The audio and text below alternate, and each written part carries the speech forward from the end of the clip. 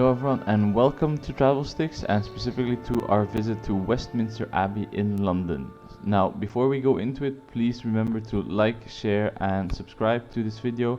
It really does help us out.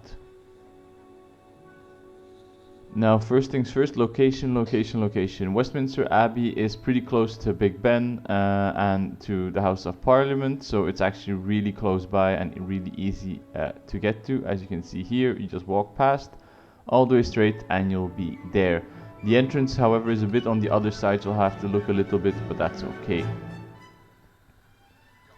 Now prices for Westminster Abbey are at £25 per adult, and that includes an audio guide as well. Now that is only for entry into the Abbey. There is also the possibility to get different types of tours. So there is the tour with the Verger and also the tour that we did, being the Hidden Highlights tour, which comes in at £15. Now the Abbey itself does not allow for video recordings, so you can only make pictures without a flash.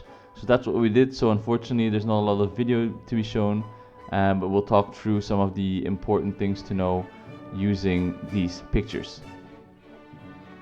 Now Westminster Abbey is a mostly Gothic style church, and it's very elaborate and beautiful both on the inside and the outside, as you can see by the decorations and the floor plan on these pictures.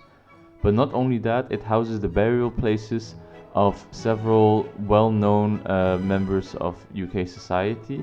For example, Queen Elizabeth I is interred there, and there is actually a poets' corner dedicated to poets, as well as what you just saw here is the unknown warrior's grave as well. What you should also know is that Westminster is still in active use, and it is also the place where kings and queens to the UK are crowned in a specific chair with a specific stone under it. Now I won't tell what the stone exactly does or what its history is, but if you know, just put it down in the comments and let's see how much we know of UK history. Now on the Hidden Highlights tour, you can actually see the chair that I was just talking about, so the chair in which kings and queens get crowned. But on the Hidden Highlights tour, you also get access to many different other things that aren't generally accessible to the general public, such as, for example, the library of Westminster Abbey, which is very interesting. And on top of that, you also get a tour guide, which is very knowledgeable and actually explains quite a few things. The tour itself does take a bit of time, but by the end you have, let's say, most of the important history of, let's say, Westminster Abbey.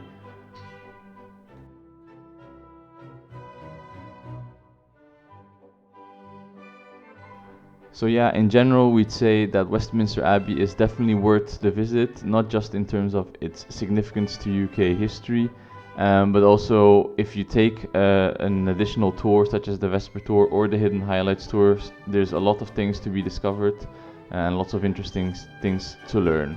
So we do hope you enjoyed the video, and we'll see you on the next one.